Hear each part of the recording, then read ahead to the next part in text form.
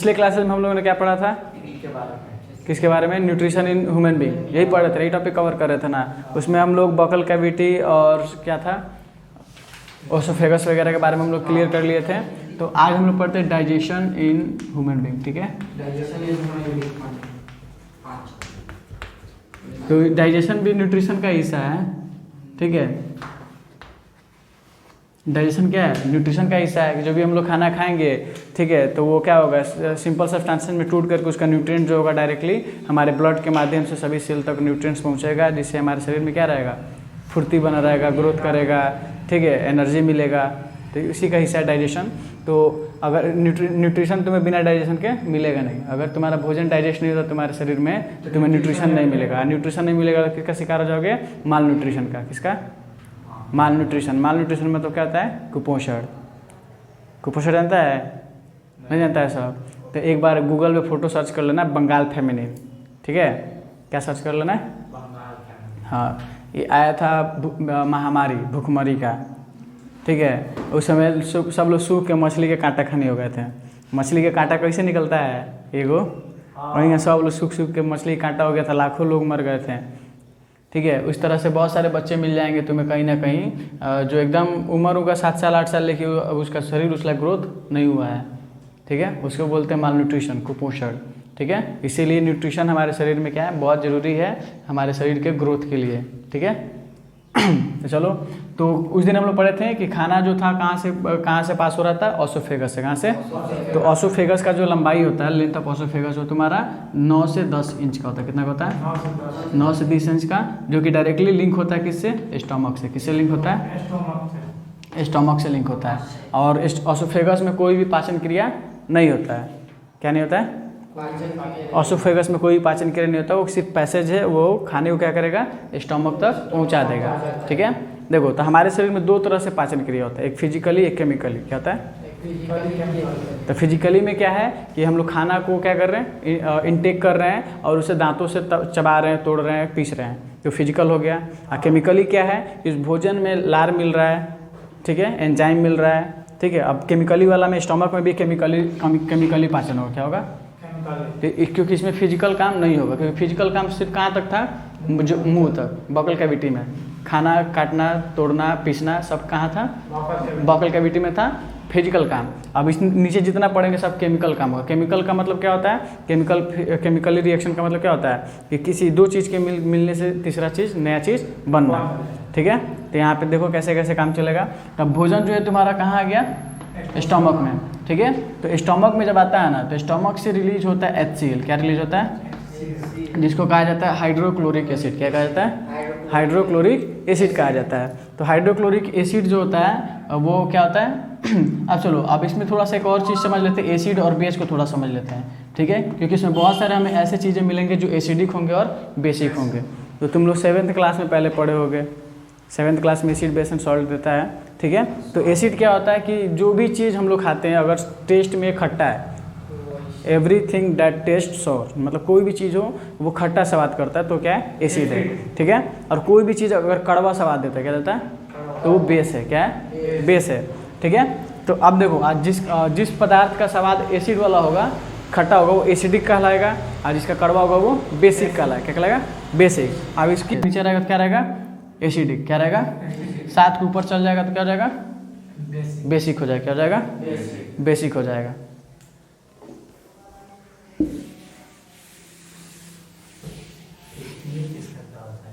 PH scale वो acidic basic मापने का वो क्या बोलते हैं, मेजरमेंट होता है, स्केल होता है। ठीक है, हाँ, समझना गया? तो अब देखो, यहाँ HCl क्या कर रहा है? HCl का काम हम लोग समझते हैं। ठीक है ना, तो HCl हमारे कहाँ, HCl किस में मिलता है? स्टोमक में। किस में मिलता है? स्टोमक में। और HCl का काम क्या होता है? तो देखो, तो हम लोग खाना खाए थे तो हमारे सलाइवरी ग्लैंड से, ठीक है, क्या मिल गया था? टाइलिन मिला था। टाइलिन मिला था ना, टाइलिन नाम का एंजाइम उसमें खाना मिक्स हुआ था। टाइलिन नाम का खाना जो मिक्स हुआ था खाना में, तो खाना तो आया साथ में स्टोमक में, तो उसमें टाइलिन मिला हुआ है। ठीक है, अब खाना हम लोग कितना भी साफ सुथरे से खाएंगे तो कुछ ना कुछ बैक्टीरिया या जीवाणु जो है अंदर चले जाते हैं। ठीक है, तो HCl क्या करता है? इट्स किल। तो ये क्या करता है? टाइलिन को, और क्या लिख देंगे यहाँ पे? इट्स किल जर्म्स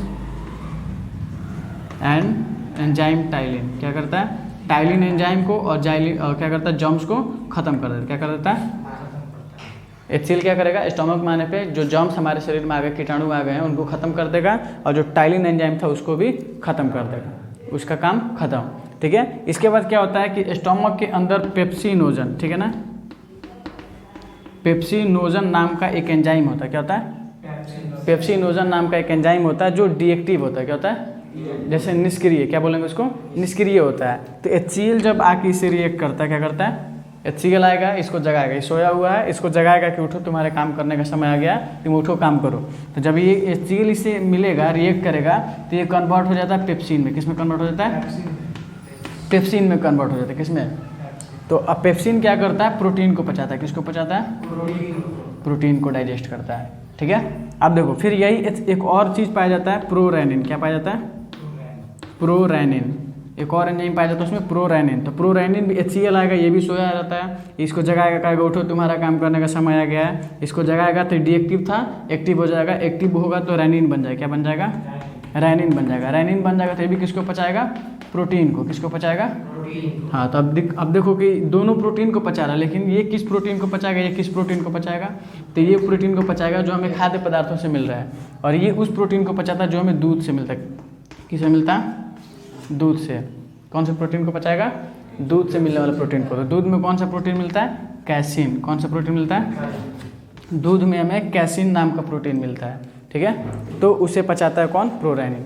ठीक है, यहाँ तक समझ में आया। आगे काम देखो, अब हमारे कुछ गैस्ट्रिक जूस निकलते, क्या निकलते हैं, स्टोमक में कुछ गैस्ट्रिक जूस निकलता है। क्या निकलता है, गैस्ट्रिक जूस। तो गैस्ट्रिक जूस क्या करता है, भोजन को एसिडिक बनाता है। क्या बनाता है, अम्लीय। क्या बनाएगा, अम्लीय बनाएगा। ठीक है, क्या बनाता है, अम्लीय बनाता है। ठीक है, और हमारे स्टोमक के वॉल में म्यूकस पाया जाता है। क्या पाया जाता है, स्टोमक के वॉल में क्या पाया जाता है, म्यूकस पाया जाता है। तो म्यूकस का क्या काम होता है कि जो हमारे शरीर में स्टोमक के अंदर जो गैस्ट्रिक जूस निकालने का जो ग्लैंड है, ठीक है ना, ठीक है, गैस्ट्रिक ग्लैंड है, तो उसको, उसके वॉल को प्रोटेक्ट करता है। क्या करता है, म्यूकस क्या करता है, उसको वॉल को प्रोटेक्ट करता है। किससे, HCl से और पेप्सिन से। किससे प्रोटेक्ट करता है, पेप्सिन से, क्योंकि दोनों का काम क्या है, किसी चीज़ को पचा देना, गला देना। ठीक है, तो ये म्यूकस क्या करता है, म्यूकस जो होता है वो चिपचिपा मटेरियल होता है, सब्सटेंस होता है। ठीक है, जो कि उसके वॉल से चिपका रहता है। ठीक है, अगर मान लो कि कोई सरफेस ले लो, अगर उस पर तेल वाला कोई चीज़ लगा दो, लेयर वाला, तो कुछ भी डालोगे तो फिसल जाएगा, उससे कनेक्ट नहीं होना पड़ेगा, कंटेक्ट नहीं करना पड़ेगा, वो कंटेक्ट नहीं करने देगा उसको। ठीक है, तो म्यूकस का यही काम है कि HCl से और पेप्सिन से किसको बचाएगा, तो स्टोमक के वॉल को। किसको बचाएगा, तो ये स्टोमक के वॉल से कनेक्ट नहीं होने तक, कंटेक्ट नहीं करने देगा। अगर म्यूकस नहीं रहेगा स्टोमक में और HCl अगर कंटेक्ट कर लेता है स्टोमक के वॉल से, ठीक है, तो स्टोमक के वॉल को गलाना शुरू कर देगा। क्या कर देगा, तो उसमें से छोटे छोटे मांस का टुकड़ा गिरना शुरू हो जाएगा, कट कट के। ठीक है, तो म्यूकस का भी मेन योगदान है क्या करना है, स्टोमक के वॉल को प्रोटेक्ट करना। किससे, HCl से, हाइड्रोक्लोरिक एसिड से। क्योंकि हाइड्रोक्लोरिक एसिड इतना स्ट्रांग होता है कि अगर तुम एक ब्लेड भी खा जाते हो अंदर, तो उसको भी पचा देगा। ठीक है, तो म्यूकस का काम समझ में आ गया। ठीक है, तब यहाँ पे भोजन का बहुत सारा एक्टिविटी हुआ, प्रोटीन का पाचन हो गया किसमें, स्टोमक में। अब देखो, अब सोचा जाएगा कि कार्बोहाइड्रेट का पाचन इसमें होता है या नहीं होता है, तो स्टोमक में कार्बोहाइड्रेट का पाचन नहीं होता है। क्या नहीं होता है, हाँ। तो एक एक पॉइंट को याद रखना है, क्योंकि ऑब्जेक्टिव में उल्टा भी क्वेश्चन देता है, इनमें से किसका पाचन स्टोमक में नहीं होता है। ठीक है, तो क्या किसका पाचन नहीं होगा, कार्बोहाइड्रेट का। ठीक है, प्रोटीन का पाचन होता है। तो प्रोटीन को बदलता है, किसमें बदलता है, एमिनो एसिड में। किसमें बदलता है, एमिनो एसिड में। ठीक है, अब यहाँ तक खत्म। अब भोजन जो यहाँ पे मान लो कि इतना सारा अब क्रिया हुआ, रिएक्शन हुआ इसमें, ठीक है, तो भोजन का फॉर्म चेंज हो जाएगा। तो जो भोजन का फॉर्म चेंज होता है उसको कहते हैं काइम। क्या कहते हैं, यहाँ पे जो भोजन बना उसको क्या कहेंगे, काइम कहते हैं। क्या कहते हैं, काइम कहते हैं। अब ये काइम जो है कहाँ जाएगा, स्मॉल इंटेस्टाइन में। कहाँ जाएगा, स्मॉल इंटेस्टाइन में जाएगा।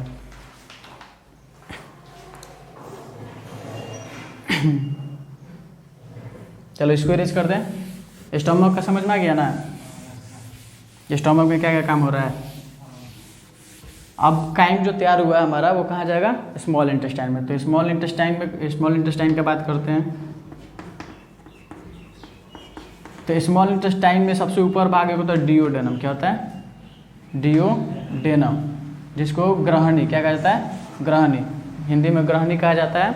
तो स्मॉल इंटेस्टाइन में सबसे पहले खाना को यही रिसीव करता है, क्या करता है, यही रिसीव करता है। अब देखो तो स्मॉल इंटेस्टाइन में ना दो जगह से, एक आता है तुम्हारा लीवर से, कहाँ से, लीवर से, एक आता है पेनक्रियाज से, क्या आता है, पेनक्रियाज से। दो जगह से इसको जूस मिलता है, क्या मिलता है, तो लीवर से जो जूस मिलता है उस जूस को कहते हैं बाइल जूस, क्या कहते हैं, ठीक है। अब पेनक्रियाज से जो जूस मिलता है उसको कहते हैं पेनक्रिएटिक जूस, क्या कहते हैं, पेनक्रिएटिक जूस। ये दोनों जूस जो होता है ना, इसमें मतलब कार्बोहाइड्रेट को, फैट को पचाने का काम करता है, क्या करता है, हाँ। तो बाइल जूस जो होता है ना, बाइल जूस का पीएच मान क्या होता है, पीएच मान होता है 8.6, कितना होता है, तो बाइल जूस का पीएच मान 8.6 है। मतलब ये एसिडिक है कि बेसिक है, बताओ, हैं, 7 से ऊपर जाएगा तो बेसिक है, 7 से नीचे आएगा तो एसिड है। 7 पे क्या रहता है, उदासीन, न्यूट्रल रहता है। 7 पे क्या रहेगा, न्यूट्रल। 7 से ऊपर बढ़ेगा तो बेसिक है, 7 से नीचे रहेगा तो है एसिड है। तो ये 7 से ऊपर है ना 8.6, तो इसका ये बाइल जूस क्या हुआ, बेसिक, क्या हुआ, बेसिक। और ये ग्रीन कलर का होता है, कितना होता है, ग्रीन कलर का, कैसा होता है, ग्रीन कलर का होता है, ठीक है। और ये हम एक हेल्दी मानव शरीर में, ह्यूमन बीइंग के शरीर, ह्यूमन बॉडी में प्रतिदिन 700 से 1000 मिलीलीटर बनता है। कितना बनता है, बाइल जूस कितना बनता है, 700 से 1000 मिलीलीटर डेली बनता है। और ये क्या कम करता है कि फैट को, क्या करता है, ये फैट को वाटर से मिक्स करता है, क्या करता है, वाटर से मिक्स करके इमल्सीफाई करते हैं, क्या करता है, इमल्सन बनाता है, क्या बनाता है, इमल्सन। तो इमल्सन बनाने क्या हुआ कि इमल्सन बनाते हैं इमल्सिफिकेशन से, किससे, इमल्सिफिकेशन एक प्रोसेस होता है जिसमें फैट और वाटर दोनों क्या हो जाएगा, कंबाइन, क्या हो जाएगा। तो फैट के जो बड़े बड़े ग्लोब्यूल्स होंगे वो छोटे छोटे टुकड़ों में टूट जाएंगे, छोटे छोटे ग्लोब्यूल्स में टूट जाएंगे, तो क्या बनेंगे, इमल्सन, क्या बनेगा, इमल्सन बनेगा। तो ये बाइल जूस का रोल है पाचन में, किसका।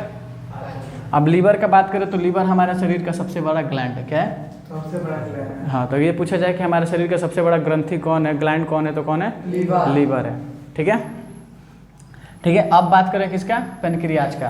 तो पेनक्रियाज से क्या मिलता है, पेनक्रिएटिक जूस, क्या मिलता है। अब पेनक्रिएटिक जूस में जो है इसमें बहुत सारा एंजाइम पाया जाता है, क्या पाया जाता है, एंजाइम। तो कौन कौन सा एंजाइम पाया जाता है, तो एक होता है ट्रिप्सिन, क्या होता है, ट्रिप्सिन, एमाइलेज, लिपेज, ठीक है। ये सारे कार्बोक्सी पेपिडेडस, क्या पाया जाता है, कार्बोक्सी पेपिडेडस, ठीक है। ये सारे क्या पाए जाते हैं, एंजाइम पाए जाते हैं। तो ये एंजाइम क्या करते हैं, प्रोटीन को, कार्बोहाइड्रेट को और फैट को, तीनों को पचाते हैं, क्या करते हैं, तीनों को पचाते हैं। यानी कि इसमें तीनों को पचाने की क्षमता होती है, समझ में आ रहा है, तीनों को पचाने की क्षमता होती है। तब देखो ट्रिप्सिन जो होता है किसको पचाता है, प्रोटीन को, किसको पचाएगा, ठीक है, ट्रिप्सिन किसको पचाएगा, प्रोटीन को।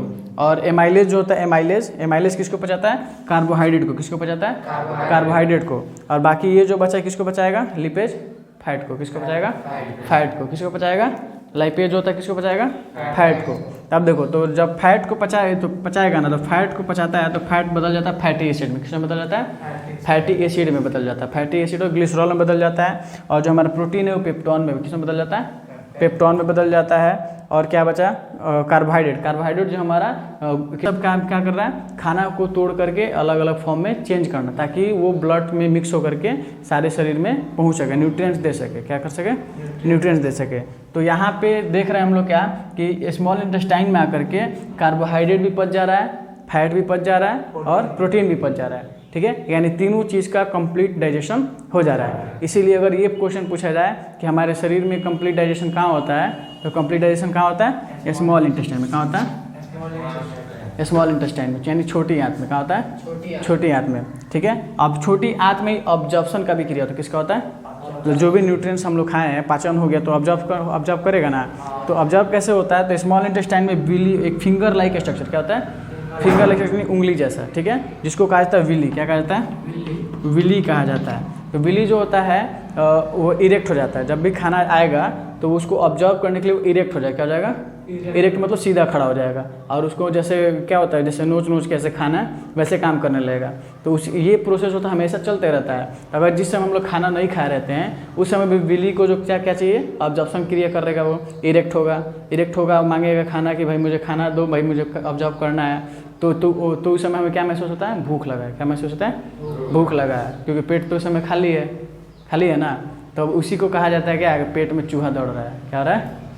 पेट में चूहा दौड़ रहा है। तो कौन दौड़ रहा है? तो बिली इरेक्ट हो जाता है और वही ऑब्जॉर्प्शन क्रिया के लिए एक्टिव रहता है, ठीक है। और उस समय हमारे पेट में अनाज नहीं है, खाना नहीं है, ठीक है। हमें भूख का एहसास बहुत ज़्यादा होगा, ठीक है। उसी समय कहा जाता है पेट में चूहा दौड़ रहा है। तो बिल्ली क्या काम करता है? ऑब्जॉर्प्शन। क्या करता है? तो ऑब्जॉर्प्शन में कौन सा क्रिया करता है? ये सरफेस एरिया को बढ़ा देता है। क्या करता है? बिल्ली जो सरफेस एरिया को बढ़ा देता है। तो सरफेस एरिया बढ़ेगा तो ऑब्जॉर्प्शन का प्रोसेस इंक्रीज हो जाएगा, बढ़ जाएगा, ठीक है। अब इसके बाद से खाना जो हमारा कहाँ जाएगा? Large intestine. अब लार्ज इंटेस्टाइन में कहाँ जाएगा? चलो एक चीज़ और बताना है कि स्मॉल इंटेस्टाइन का जो लंबाई होता है वो 6 से 7 मीटर होता है। कितना होता है? स्मॉल इंटेस्टाइन का जो लेंथ होता है वो कितना होता है? 6 से 7 मीटर का। क्लियर? यहाँ तक समझ में आ गया ना?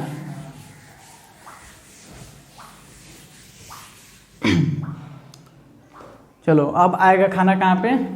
लार्ज इंटेस्टाइन में। कहाँ आएगा? तो लार्ज इंटेस्टाइन का जो लंबाई होता है 1.5 मीटर का होता है। कितना होता है? 1.5 मीटर का। यानी कि ये कहने के लिए बड़ा है लेकिन इसका लंबाई छोटा होता है। बस इसका डायमीटर जो होता है वो बड़ा होता है। क्या होता है? डायमीटर इसका बड़ा होता है, ठीक है। तो लार्ज इंटेस्टाइन में जो वेस्ट मटेरियल बच जाता है वो मटेरियल क्या होता है? लार्ज इंटेस्टाइन में आ जाता है। कहाँ आता है? लार्ज इंटेस्टाइन में। तो यहाँ पे पानी का, वाटर का ऑब्जॉर्प्शन होता है। किसका ऑब्जॉर्प्शन होता है? वाटर का ऑब्जॉर्प्शन होता है। और फिर जो वेस्ट मटेरियल बचेगा वो तुम्हारा रेक्टम में, किस में जमा हो जाएगा? रेक्टम में स्टोर हो जाएगा। क्या हो जाएगा? किस में स्टोर हो जाएगा? रेक्टम में, ठीक है, ठीक है। और फिर जो प्रेस्टिलाइसिस मूवमेंट था, पढ़ा था ना, तो प्रेस्टिलाइसिस मूवमेंट के द्वारा ये जो वेस्ट मटेरियल है वो एनस से बाहर निकल जाएगा। कहाँ निकल जाएगा? तो ये हो गया तुम्हारा डाइजेशन का कंसेप्ट कंप्लीट। खाना खा लिए, पच गया, बाहर भी निकल गया, कहानी ख़त्म, ठीक है। अब नेक्स्ट रहेगा रिस्पायरेशन। क्या रहेगा?